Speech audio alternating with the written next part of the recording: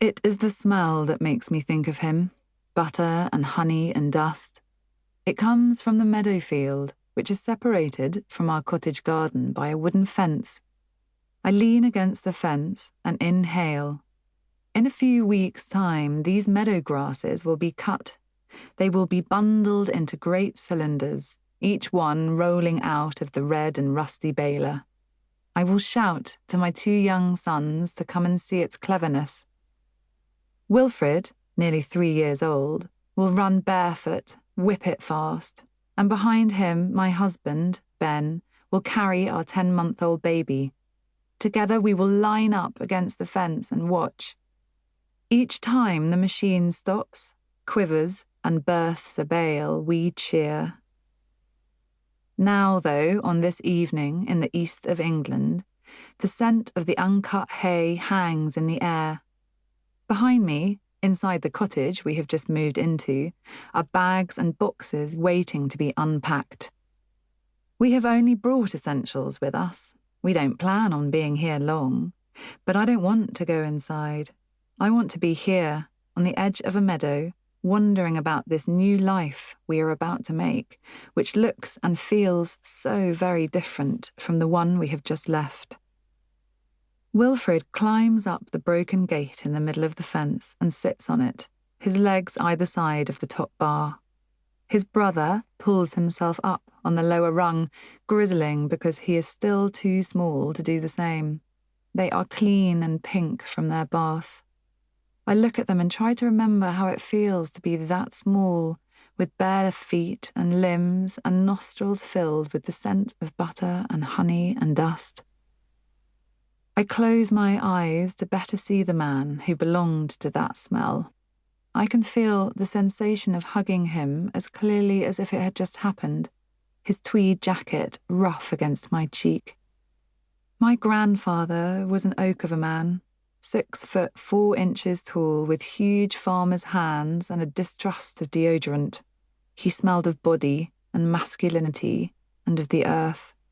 His face had seen all the seasons, brown as brick, cracked with lines. He had a thick black moustache, and his trouser waist was always high, his back always straight. Like others of his time and occupation, he was, I think, suspicious of sentiment. After he died, we discovered dozens of small notebooks, into which he had occasionally written life events alongside his records of the Hampshire farm where he lived and worked. On the day my mother, his eldest child, was born, he wrote of my grandmother, Dina carved, heifer calf. But I also remember what his face looked like each time he saw me. I was his eldest grandchild from his eldest child, and when he sat down, I would climb up his giant frame to make him read me stories. The ones he read had rabbit heroes, even though he loved to lean out of his farmhouse bedroom window and shoot the real ones to death. Once, long before I was born, he nearly hit a rambler too, missing him by a few inches and sparing himself a charge of manslaughter.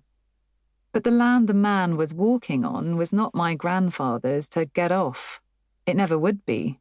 My grandfather was a tenant farmer. The fields he worked and the home he lived in were rented. They did not belong to him and never would. What he did, how he lived, his work and legacy had to be enough for a lifetime's security and achievement and pride. And, back then, it was. My grandparents' farm and the freedoms it offered me and my 2 younger sisters punctuated our lives. With 3 children under 4 and the farm less than 20 minutes' drive away, my mother sought out its refuge often. It was the backdrop to nearly every weekend and school holiday. Once, for several months, it became our home. Farming wove its way around my childhood, not just because of the farm and the farming friends my mother had grown up with, but because of my father's job as a land agent. As a child, all I understood of his job was that he spent his days talking to farmers and landowners, and kept Wellingtons and a wax jacket in the boot of his car, which made it smell always of the outdoors.